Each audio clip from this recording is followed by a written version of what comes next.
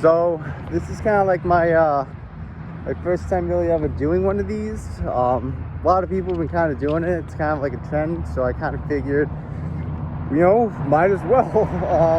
I guess kind of compare, contrast, see how other 25-year-olds are living, other Gen Zs and such, see if I had like a normal childhood.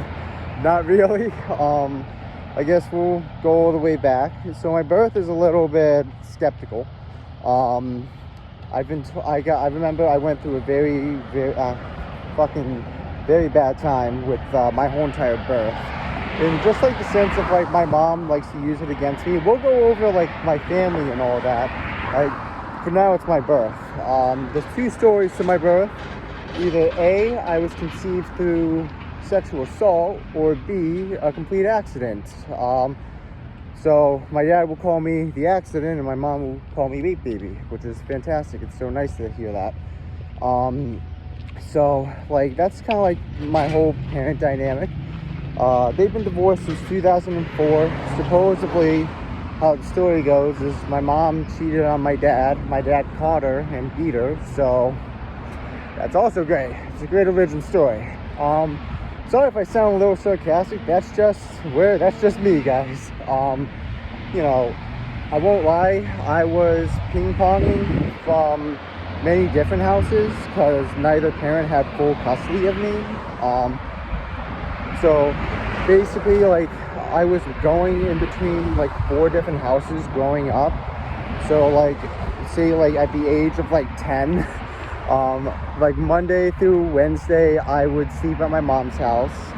Thursday, I would sleep at Grandma A's, both. So then I would go up to towards my dad's side of the state, and then on Friday nights, I would sleep over at my dad's house. Saturday, I would sleep over at Grandma and Grandpa B's house, and then Sunday, I returned back to my mom's house. So that was going on every single week. And like I was bouncing between 4 different houses. Never really like I'm a very forgetful person nowadays. Like I forget everything everywhere. It's a bad habit I picked up from just like bouncing around so much as a kid. Hang on, there's a truck right there. I decided to do it while out on a walk and all that, but figured it's a good time to reflect on stuff. So, that was like kind of like a lot of my home life growing up. My mom kind of was, we'll just go into my mom. My mom was bouncing around just like multiple different guys and marriages. She's in her 3rd marriage now. And like, it's tough whenever my mom gets brought up because I love my mom. I don't wish anything bad on my mom, but I very rarely judge like my mom as like a person, and more so just like as like a parental figure. Growing up watching her cheat on my first stepdad with my second stepdad, that definitely was I don't know, it was something else. But even with like my current stepdad, they became like swingers and all that, and she still cheated. Like I had to leave my I'm very big in like the gym community now, and like I had to leave my first gym because like everybody like it was the whole Stifler's mom situation, because like everybody had basically slept with my mom and kind of knew about it. So it was kind of like weird for me to go to the gym knowing like that guy fucked my mom, that guy fucked my mom. So that wasn't fun at like 16. So like even then with my mom, so when she got to my second stepdad, like my first stepdad, nothing against the man. The man was great. I loved him. But my second stepdad is not a role model. He's very far away from a role model. I know he's been to prison before, part of a gang and all that, which, I'm not judging another man for, but it's more so of like, wow, mom, this is your pick? After she moved in with my stepdad, like over time, like, so I have like multiple siblings, and all of them are out of the picture. All of us have been pretty much removed from the picture. Basically, like, my oldest step sibling, she got removed from the picture when she was 19. My stepbrother Derek, I consider him a brother. Like, I don't believe in the whole stepbrother, half brother shit. A brother's a brother at the end of the day.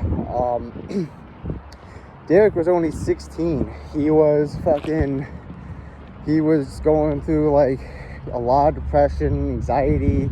He was starting to like self-harm, put cigarettes out on his arm and stuff, like, and like really Derek just needed help. Like, Derek was always made fun of because he was always like a scrawny kid. He was more, he was an emo kid. It's just like he always got made fun of for that. And like, my stepdad didn't help. And when my stepbrother turned to like drugs and alcohol, they just like pushed him out even more. It's just like, bro, he's 16, he needs help. Like, what the fuck are we doing? Even then, like, just like those two situations alone, like, my eldest step sibling, she was taking care of a kid. Actually, she was taking care of two kids basically at the time. Basically her own, and then her own biological mother's kid that their biological mom just never took care of. So Chantal, my oldest step sibling, like took on that role, and she got kicked out.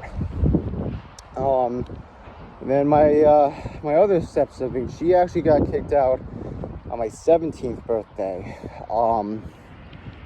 And with her, honestly, like, it was very sudden and kind of came out of the blue, and it really sucked more so because it's not like she did anything wrong. Bro, it was like legit. They just fought, and like in my family, like the biggest part, like, I don't know why, like apparently like at the age of 15, the biggest punishment wasn't, let me take away your Xbox. It was, you're kicked out. I don't know why. That was like their favorite form of punishment. It's just like, you're not allowed to sleep here anymore. Bro, I'm a child. So that was kind of like, I don't know if it's like a complaint, if that's normal. It does not feel normal. I remember multiple times just getting kicked out, and it would always be for like the smallest things. I even remember one time I was kicked out because my mom was just honest with me. She's just like, yeah, your stepdad just doesn't want you here. And then she like asked me, she's like, but you want to live at your grandparents', right? And so like that was kind of like a lot of like my childhood in that sense. I haven't even gone over like the real like sensitive subject. I should, maybe I should go over that now, because it does involve my mom. I've asked this question to a lot of people for a couple years now, and like, I'm sure like somebody on the internet will, like, plenty of people on the internet will answer it just the same way. But in what world does it seem like a good idea to leave your 13-year-old son with a 36-year-old man that you've never really met or interacted with, and he's a political activist and a drag queen? I'm just asking. Just asking for a friend. Nah, my mom like let me hang out with like a 13-year-old, when I was 13,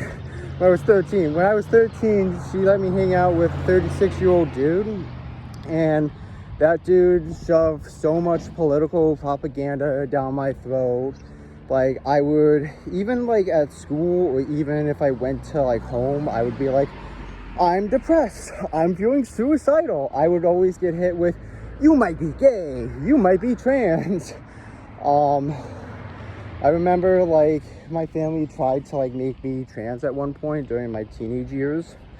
My like, what was it? It was either my 14th or my 15th birthday. I remember I got a curling iron for my hair, which what guy needs a curling iron for their hair is my question. But yeah, like they like I remember I had like a lot of dresses. I was given makeup, all of that shit by like family members, and even like maybe Colin. I'll say his name, Colin Bennett. That dude can rot in hell. Fucking like if you want to know a pedo, that's PDF for you. Nah, I think at the age of 13, like I've had to definitely struggle. I'm 25 now, but for 12 years I've had to probably struggle a lot with my own sexuality, in the sense of just like, I definitely don't think I'm gay, because one, it goes against like my religious points, but like I also know like that's a lot of trauma just talking at the same time.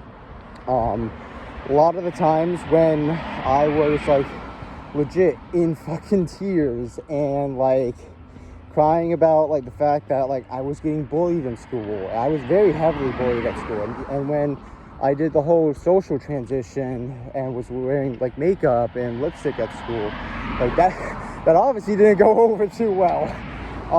But like I remember like I would come back home and like be crying about like the, you know, being called a fag, being called this, that, and the other thing, and I would get hit. Well, maybe you're not gay enough. Maybe you're not accepting of your transness enough. It's just like, what the fuck does that? Now that I'm 25, it's just like, what the fuck do you mean? Like genuinely, what the fuck does that mean? That did not help anything. That just fucked with my head even more. So, I'm sorry. That's like a whole other issue in itself that I could talk about. But, you know, like, that's just my mom, my siblings and all that. My dad's the one who recently, like, kicked me out of the house. Which I should probably backtrack. So, funny enough, when my mom kicked me out and had me move in to my grandparents, that's when it kind of all got revealed that my, my grandfather is a drug addict. That was at like 14. And now my mom, she's like, I need you to go up to your grandfather's room and look for drugs. Like 14 being a search dog is interesting, bro. So I remember just like 14 going up to my grandfather's room, looking around, trying to find like fun. It's so funny on how I had like to have like the mind of a drug dealer at the age of 14 of like, where's the stash? Bro, it was, that's insane. And I found it too. I totally found it. Like when I found it, like I just found a whole like tin box of just like, it was like, you know, a whole mixture of variety. It was mainly benzos and shit. He was addicted to painkillers. But, you know, you would think, okay, 14-year-old found the drugs, has no medical experience. What now? Oh, bro. My mom was just like, I need you to be the nurse at the house. It's just like, bro, when she asked me that, like, Star Wars The Force Awakens was just coming out. I had just turned 15. I mean, I said, I did it. I said yes. It was my grandparents, and plus I got to get out of the house. But now, like, mind you, I'm 25. I have no kids. I would never ask a child to do any such a thing. That's fucking asinine to me. Asking a 14-year-old to go find drugs. Like, I get it. Family circumstances and issues, but never in a million years would I do that. I would never do that to a child. So, like, you know, my grandparents are really the ones I credit with, like, with raising me. You know, I got to see my grandfather go through withdrawals, all of that, and that was a very life-changing experience in, like, in a certain sense, if I got to see a man I held very highly become broken down and then rebuild himself again. That was like a very important, that left a very big impression on me. My grandfather, like, you know, he died a couple of years ago, but he left me with, never let your imagination die. That's like that's like the biggest key lesson he ever taught me, was like never letting that die. And like, you know, I love my grandparents, but even then that situation should not have gone to a 15-year-old. My grandfather ended up getting dementia. I had to like monitor like his pills on the daily. This is all at 16. Like I'm having to like check, count his pills, making sure he's not like sneaking in. Bro, there was times I had to do like pill checks on him. Like it was fucking like a prison where I'm just like, are you hiding any drugs? And it would all be through my mom being like, you need to check your grandfather's room. I was doing that. My grandmother was a terrible diabetic, God rest her soul. But like, bro, I think there was one summer I maybe had to call 911 at least 11 times because her health was just so terrible. She would eat a gallon of ice cream and that would send her blood sugar through the roof. That answers that. She was a chocoholic. But like that's my grandparents. They're a little bit more wholesome. There's one little hiccup with my grandmother, and I really try not to hold it against her because me and her were really tight, and I know with my grandfather's drug addiction that took a very, very heavy toll on her. So that's why, you know, at the time I held it against her, but as an adult now, much older, I don't. And I get it. I get what it's like for like to have like a traumatic change. But then if I go into my dad, right? So my grandparents really helped like change a lot of me to be like who I am now. Gave me a lot of the morals and foundations.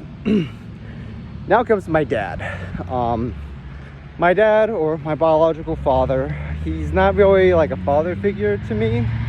I kind of always hated that whole style of parenting where it's just like, I'm gonna treat you like you're my best friend.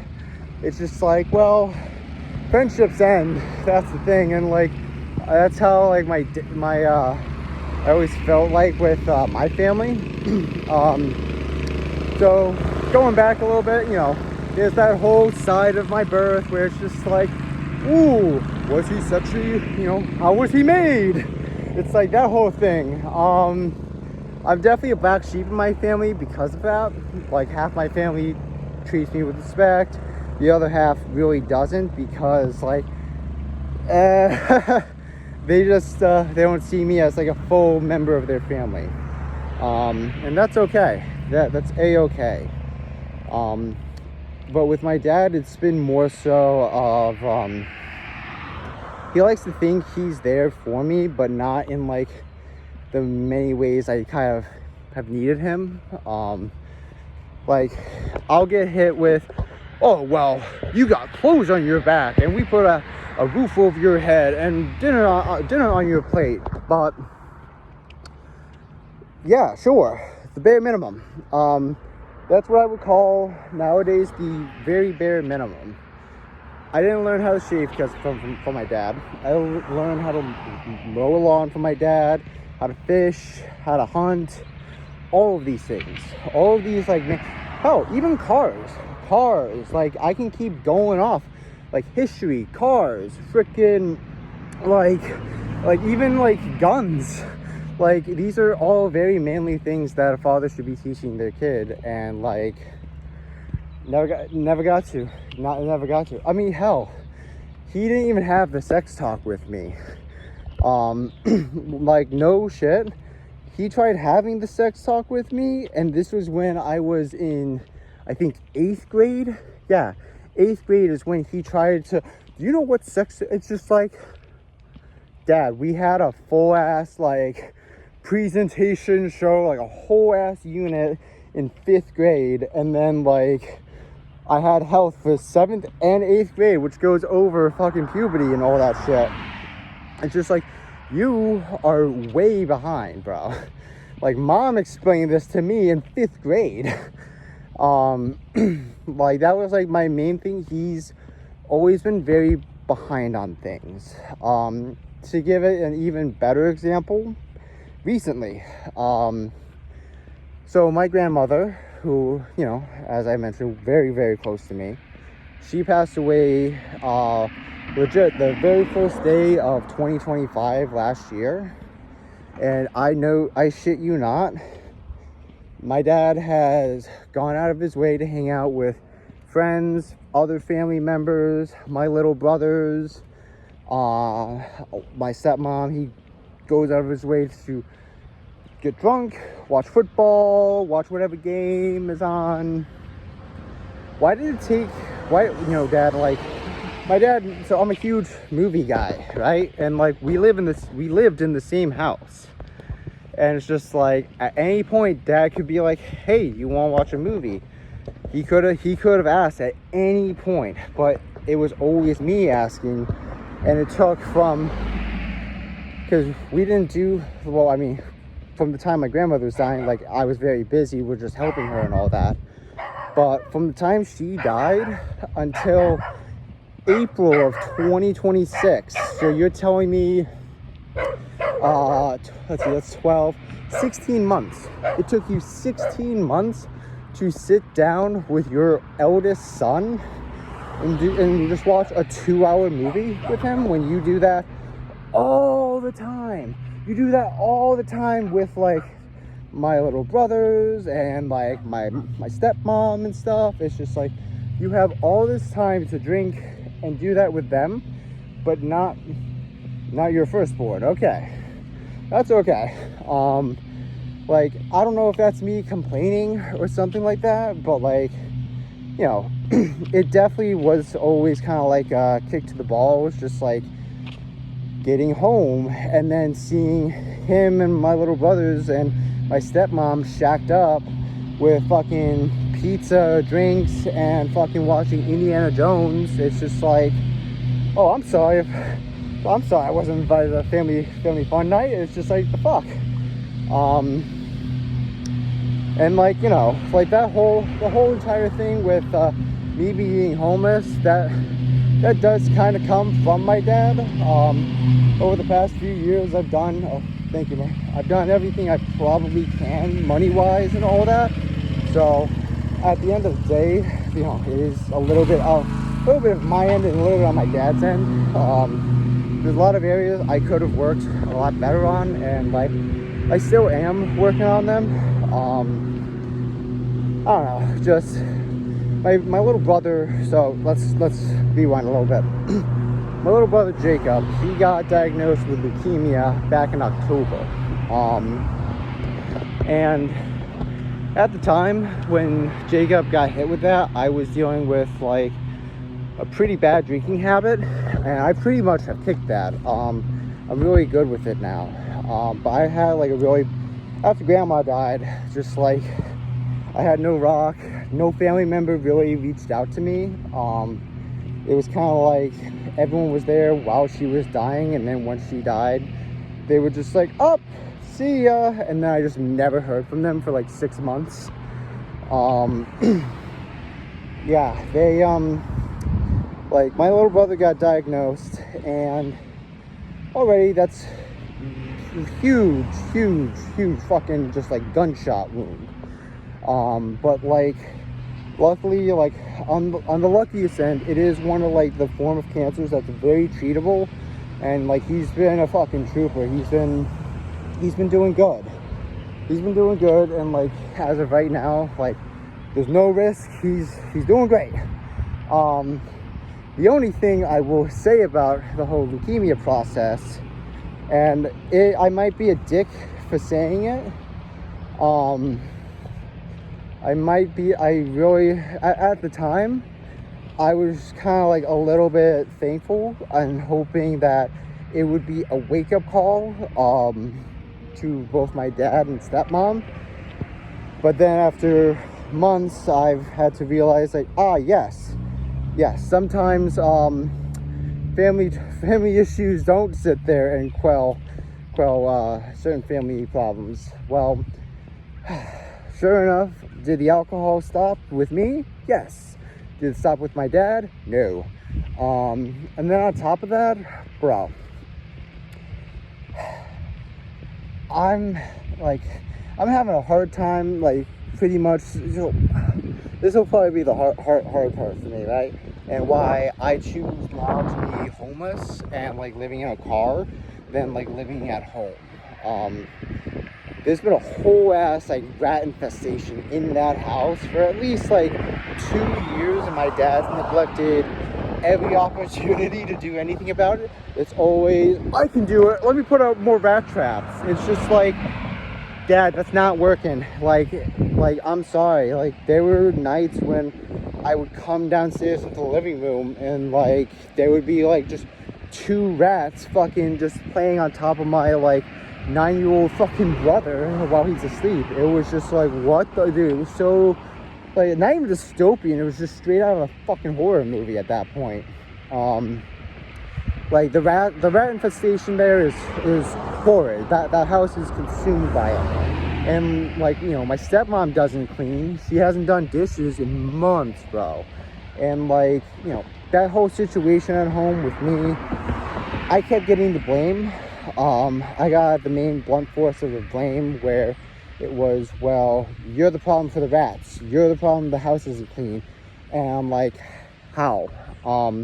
You guys never potty trained my little brothers. It got to a point where I had stopped cooking, clean. I didn't even clean there because I barely spent time at the house. But within the past year, or so, I just kept spending less and less time at home and more time out. Just like not even wanting to be home.